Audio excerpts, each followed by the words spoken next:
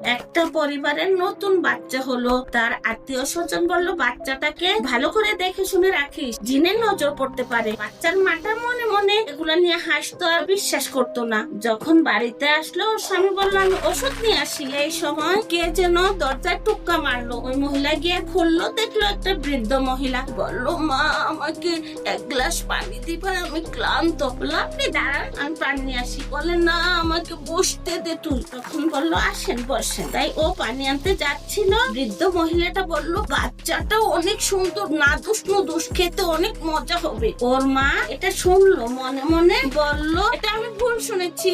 ওর স্বামী যখন ঘরে আসলো বলল কার জন্য তুমি পানি আনছো, বিস্কুট আনছো?